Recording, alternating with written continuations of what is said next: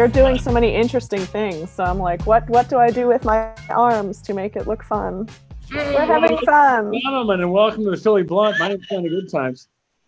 Hey, this is Greg. I'm used to Reef jumping in there. Yeah. Normally Reef's second, but Reef, it's Reef's anniversary, so we had him for the early interview. He didn't think he could knock out 2 interviews in one night. So, but we do have 2 guests, so we're gonna have a lot of fun tonight. We've got Honeytree EvilEye, who has been on the program.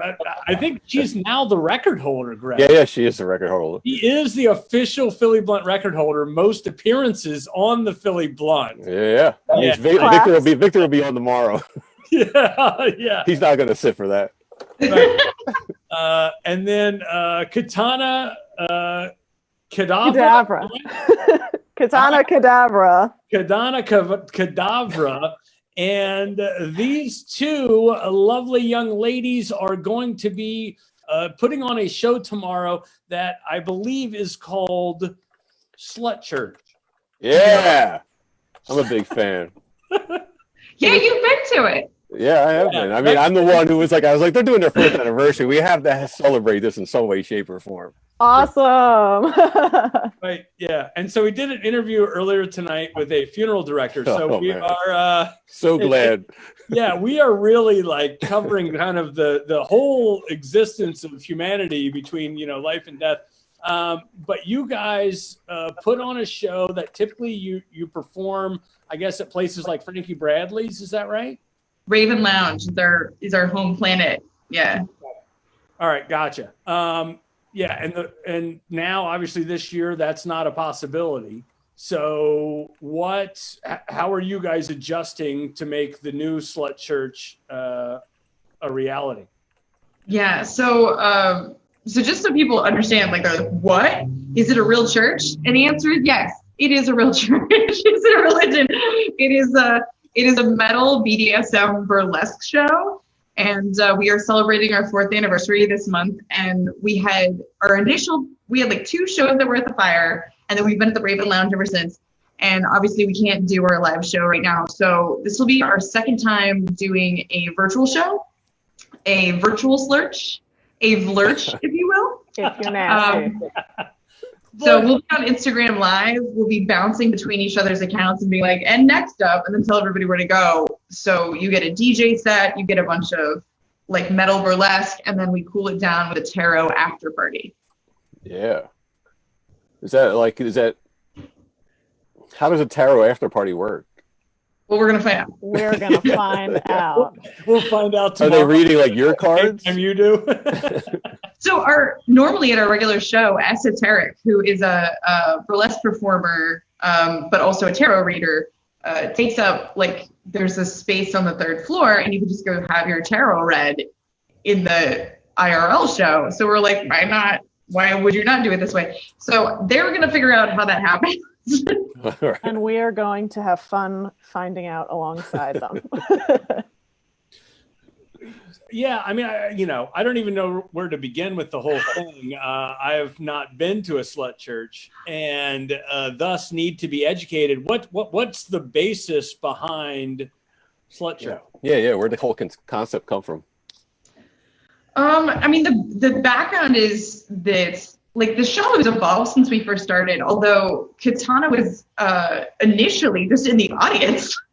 Oh wow! Yeah. Wow! Wow! No, it's basically every parent's nightmare from the '80s. Every parent in the '80s, their worst nightmare was that their daughter was going to go to a satanic show and turn into a Satanist. You went to a Slutchurch show and turned into a Slutchurch performer. Well, my parents got hit with the 1-2 punch, so. But yeah,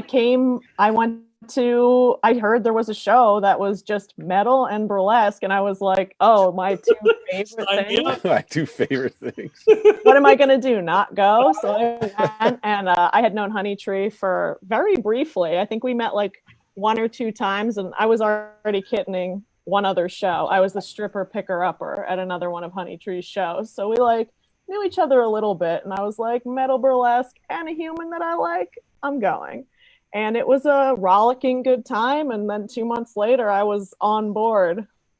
So what is, I've seen the kittening reference to, so I don't know what the official kittening means or does. So a kitten basically is, to borrow a Honeytree-ism, the sexual stage management of burlesque. So all those clothes come off and there's props and all kinds of shit. Sometimes there's blood and somebody has to pick it up. So that's what the kitten does. All right, so like a roadie, kind of. Like a roadie, except for wearing something probably uncomfortable. The kitten functions as like much more a part of the cast than I think other art forms. Slutchurch. So it's like when you're like in theater, the stage manager's not present, and like a roadie you would not see on stage during the show. But a kitten is like in costume and in character, and the way that they pick up the stuff and the way that they set the stuff up is part of the whole production. So we don't have like uggos doing it. Yeah, you're definitely part of the show. You don't just like, you're not just backstage and then you like on stage, off stage, all the stuff is gone. You go on and you kind of like vamp a little and all right. take the stuff That's not off. is that a term you guys invented, or is that a burlesque term? Oh, it's a burlesque thing. Yeah, every show has a kitten. Like you can't function without a kitten. It's impossible. Kittens are essential. And that's burlesque outside of Slutchurch? Oh yeah. Mm-hmm. Yeah. If you try to have a show without a kitten, like it's just like how far back are we going? Is that always been a thing? Has that always been a role in burlesque? I don't know like the exact origins of it, but like burlesque has super evolved and keeps changing form. But I would imagine that as long as it has been like involving striptease elements, because like the origins of burlesque are even further back, right? Like the literary genre dating back like thousands of years. But like as a form of sexy striptease, somebody had to pick up the clothes. Somebody had to. So yeah. So Kitana, you went to one of these shows and you were like, I need to be a part of this. Yeah, and I was a part of it as an audience member right away. I got pulled on stage, and that was exciting. And yeah, I don't remember exactly how it came to pass, but we were just talking afterwards, and I was like, "Man, I like that stuff. Like, I love that show. I want to be part of it." And Honeytree was like, that like you think you had kind of always wanted to do that, and that kind of brought it out in you, or do you think that it was something you were what was the genesis that took you from pulled up on stage to actually get involved? Well, so my interest in burlesque I've always been sort of interested in it since I learned what it was as like a teenager. And I took one of Honeytree's intro to burlesque classes, and that was the first time that we met. And then at that point, I was just like, this is awesome. I have to find out more about it, go to more shows, see if I can make this happen for myself. So, by the time I went to Slutchurch, I was pretty interested in breaking into the burlesque life. I distinctly remember like the moment the light switch went off for her in class. So she was in my Burlesque 101 where we're talking about origins burlesque and burlesque persona and burlesque movement and blah, blah, blah, blah. And I was talking about how you can create a burlesque act around anything, around like this particular costume piece or like this narrative idea or just like a song you like. You're like, I just really like this Marilyn Manson song. I'm going to do this. And she's like, you can burlesque to Marilyn Manson? I was like, yeah, totally. And then she was like on board. She was like sold. She's like, this is it. So that class was like a Slutchurch recruiting program. that one was. We didn't know it was happening, but it was happening. I mean, I hear that I can strip to Marilyn Manson, and I'm there. I'm ready to go. Yeah, this show was like built for Kitana. Like I ended up in this.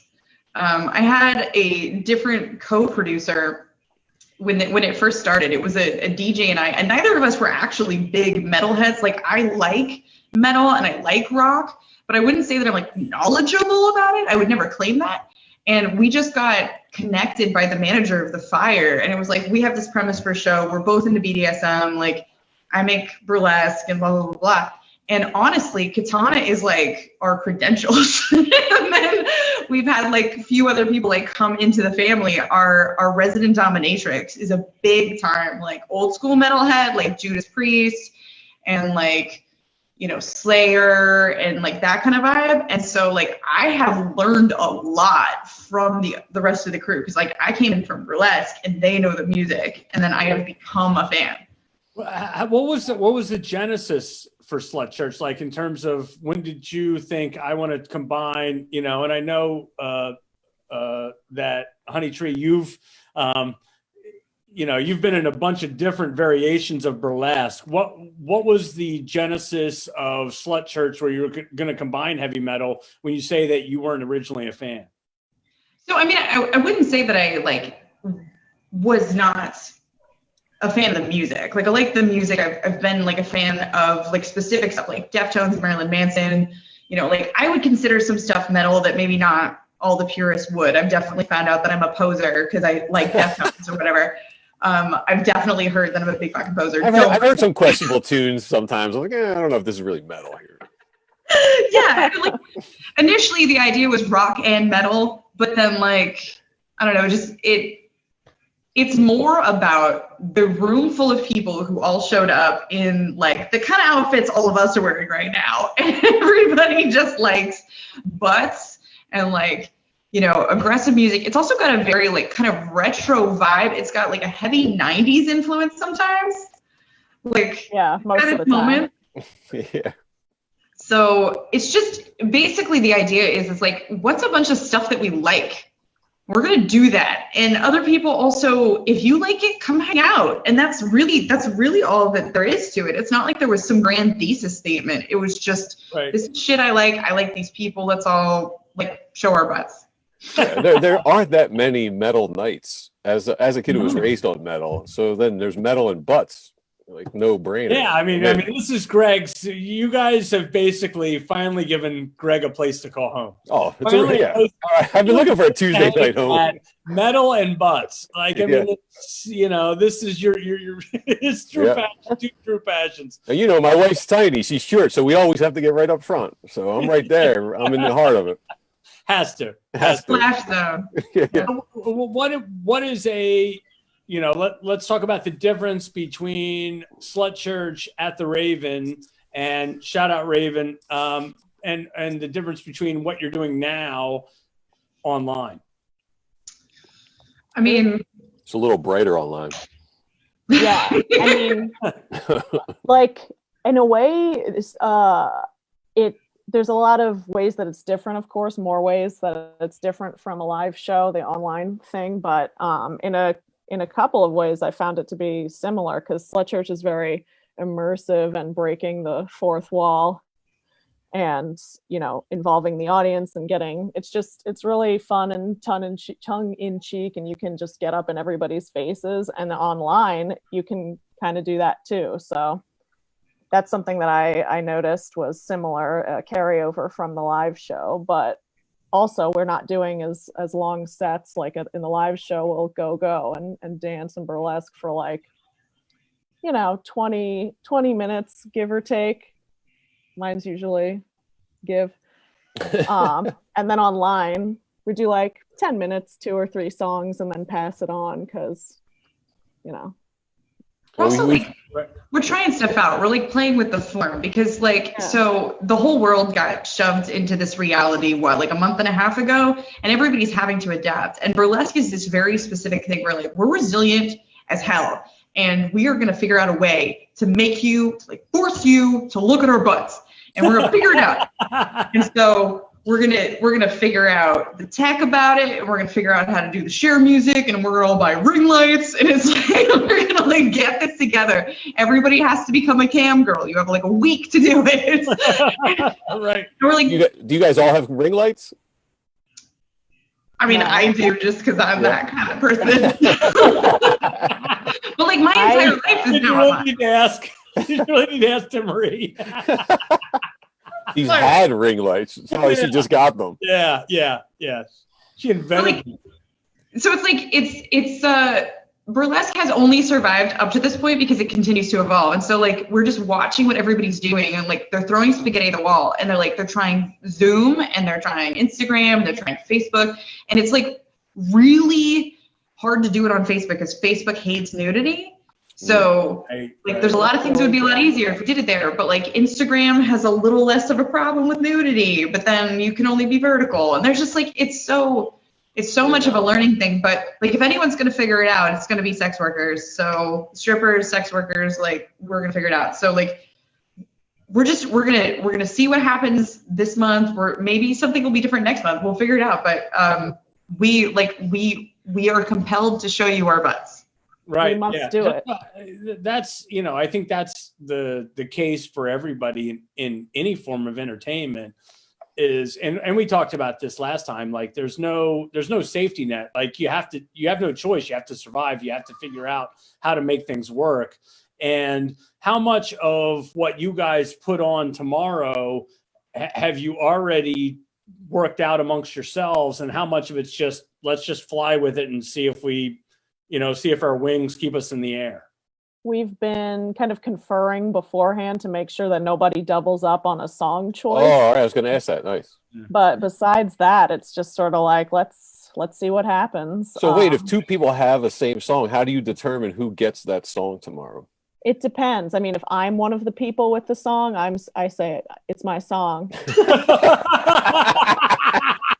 But you know, it's most likely to happen between. I wish Reef was here because Reef calls that boss shit. Yeah. Yeah. We have doubled up on songs because of the whole Manson thing. Is anyone keeping track of how many times we've brought up Manson?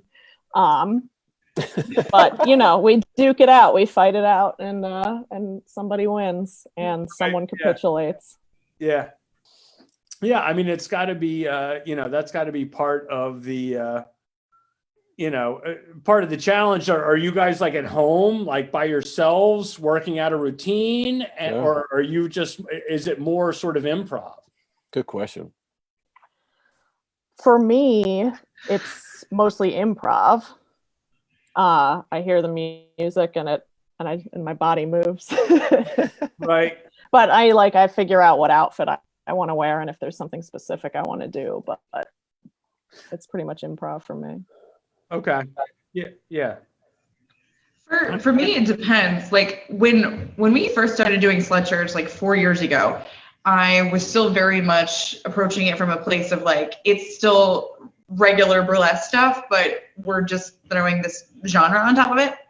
So my methodology was like proper burlesque act. Like it's too metal, and it's going to be dark, and it's going to be like someone's going to get like cut up or spanked or blood pour or whatever. Like it's going to be metal, but it is still constructed in the same way that a normal burlesque act is, where I have like the choreography skeleton figured out and like all of that kind of stuff. And then basically we would just like stay on stage. And like normally in burlesque, you do your act and then you leave, and that's the end of your job. And then you just go get drunk. But like with Slutchurch, you get drunk ahead of time, and then you do your number, and then you just stay there, and you stay on stage for like 20 minutes. And so every single month in regular Slutchurch, we have a featured performer. It's somebody who's not a part of our like regular team. It's just another burlesquer who we think is cool and like we want to showcase. And over and over and over again, the feedback is like, holy cats, that is a long time to be on stage.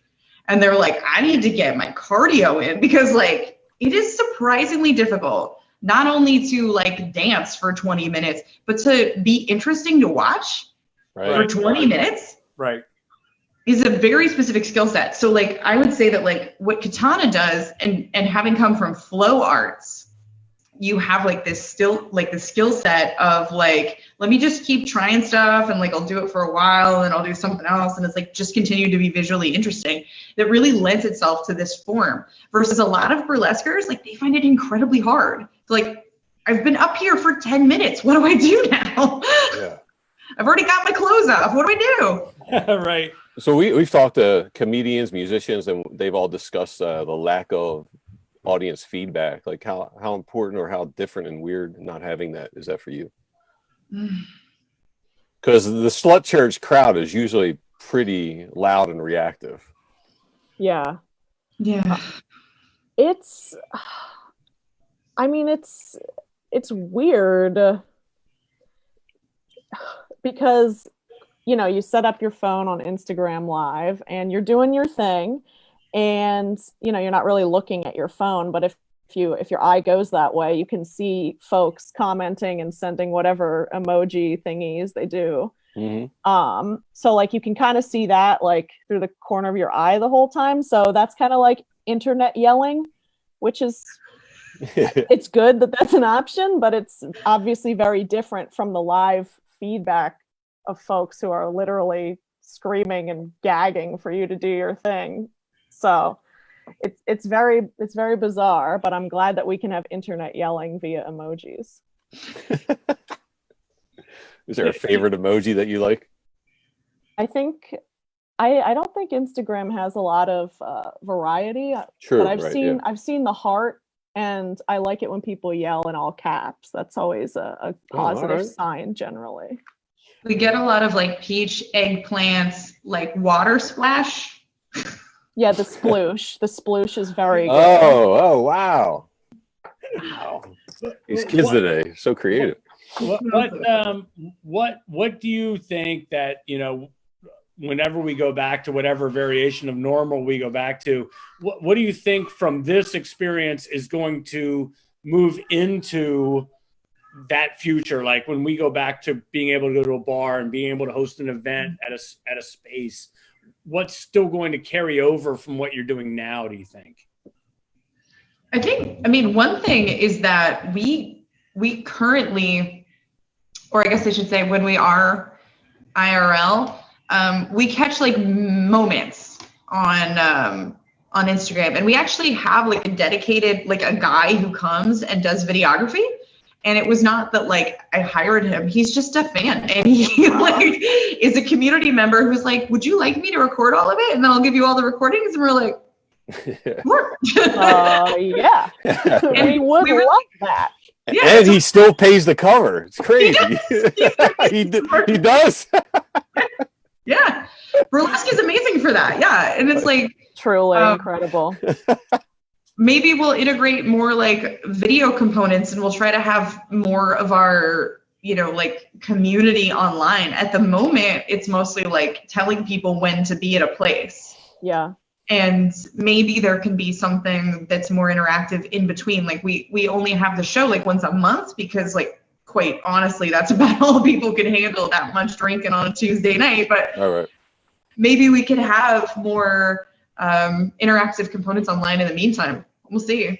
Yeah, I think one of the silver linings, if you will, for lack of a better term, to come out of all of this is the accessibility that tech provides for so many events and jobs for pretty much everything. So I think it would be great if we could incorporate like some more interactive online, meetups or shows or whatever. Like it's really cool how that's a possibility that we probably wouldn't have necessarily come up with these ideas or solutions if we hadn't been forced. Yeah. Well, and then there's also the other side of it, which is like, how much do we want to make this stuff accessible in a recorded form to people? Because like, if you're at Slutchurch and you take video, like, yeah, you have video of me doing whatever, and you can use that, whether it's flattering or not, but you were there, Right, I know that you were there. Right. And there's going to be pictures of you too.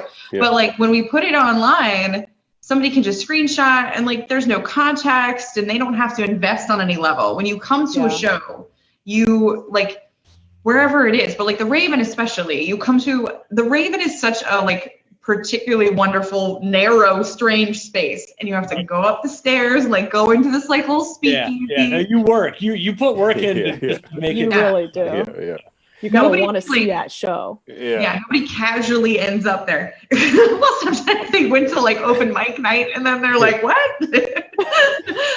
Yeah, he's doing playing upstairs. But yeah, now there's a little bit less investment, right? And so some people could take stuff out of context, and like all of us as strippers still have to be concerned about like what people do with our image, because like everybody's gonna find out that you do this burlesque thing, and you'll have to just like sort of make peace with that, and then do your best to separate the identities and make sure that like your work life and your burlesque life are not a problem. So there's that too. That's a weird element. Right. Yeah. So tomorrow, negatives to the technology. yeah. Yeah. So tomorrow's a Saturday, not a Tuesday. There's a lot of competition out there on the internet. So sell the people who don't know what Slutchurch. What's this anniversary party? Sell it to them. I mean, do you like rock or metal? Yes, no. Yes. Yes. Do you like butts? Yes, no. Yes. Yes. I fail to see why there would be a question. And Follow up. sold. Do you like butts in your face? Yes. Okay. Then Yeah. I think we have the holy trinity of yeses, right? Yeah, and I think it's important too also to mention, if you are going to check it out, I hope you all have your Venmo accounts up there. Like, people should really be tipping you as if they were watching you in person. Right. So Yeah. what? So It's what time backwards. does it start? Where do we go to watch it? What's the what's the game plan? All right, so yeah, this is Saturday, May 2nd. 2nd. What time? What place? So at 7:30, it's going to start off on our DJ's preset. That's Hannibal Liquor. Hannibal Liquor. So that'll be a half-hour DJ set, and then it'll start bouncing over to the burlesque. Do you wanna do that part? Yeah, sure. So Hannibal's DJing for 30 minutes, and then at 8 o'clock, we're doing it on everyone's respective accounts. Like, it's not just on the Slutchurch Insta. So you gotta follow all of us, and we're going live on our accounts. So when Hannibal's done, then Vivian will be doing our online Cerberus guarding the door intro. Is this on Facebook or Instagram live. On Instagram, yeah. Okay. So, yep, Vivian will be kicking it off from 8 to 8:10, and then 8:10 to 8:20 is our beloved Alabaster. Great name. Alabaster Butt is Alabaster the name, Butt. Johnny. So at Alabaster Butt, and then from 8:20 to 8:30 is at Steph's Executioner, our beloved Dom. The in-house dominatrix, Johnny. Of I can't believe you course. haven't been at this place yet. I know. Yeah. I will. As soon as this thing is lifted, You trust me, must. one of the first things on my to-do list is Slutchurch at the Raven. It'll be extra fun and extra cathartic. Yeah. Yes, it will be. And then, okay, so 8:30 is me, I think, at Kitana Kedavra, and my Insta's on private, so you got to request follow me to see it. Oh, snap. Yeah, Now, I did that. Is there going to be is there like a Slutchurch Instagram page, or are we going performer to performer to performer? Performer to What's the best way performer. watch? So we have our own Instagram, but the performances are going to be on everyone's respective Instagram handles. So you'll go Okay. from person to person, and so I'm at 8:30 to 8:40, and then 8:40 is Honeytree, EvilEye at Timbalingling. Oh, and then afterwards we have our tarot card party with Esoteric at Esoteric. And all of this is on our Facebook. All of this is on our Instagram, because how would you be expected to remember this? Yeah. Oh, I just thought you were all taking mental notes. Yeah. Yeah, I am. Yeah, Very good. sharp followers. So where do we go? Facebook and Instagram to get the information if we didn't memorize it. Instagram is Slutchurch Show at slutchurch.show. And Facebook is just Slutchurch. All one word, right? Is that Yep. right? There's no other ones out there. There really aren't. I'm surprised there's only one Slutchurch. Yeah. Well, it's interesting. There was a show in Boston that was called Church of Slut. That's But- right. We're actually not affiliated, and I don't know that they still exist anymore, but I was like, we should be friends. Now, That Boston? No. You should be friends. No. And it doesn't even roll off the tongue. Church, No, all sluts. if you were like, oh, they're in, Charlottesville or Topeka, sure, be friends. But Boston, it's fine. It's fine the way it is. Yeah. We don't need any Church of Sluts in Boston. No, true story. Yeah. Strong opinions. Yeah. Hot take. We're just bitter sports fans. Oh, okay. Well, our sport is. Well, thank you so much for joining us and hanging out. Yeah, thanks for bringing the entertainment to Philly every last Tuesday, normally. No. Yeah. And we're excited about the show. Saturday, May 2nd. Check them out at Slutchurch on Facebook and on Instagram. Yep. Thanks a lot. Take it easy. Thank you so much for having us. Yeah. Thank you.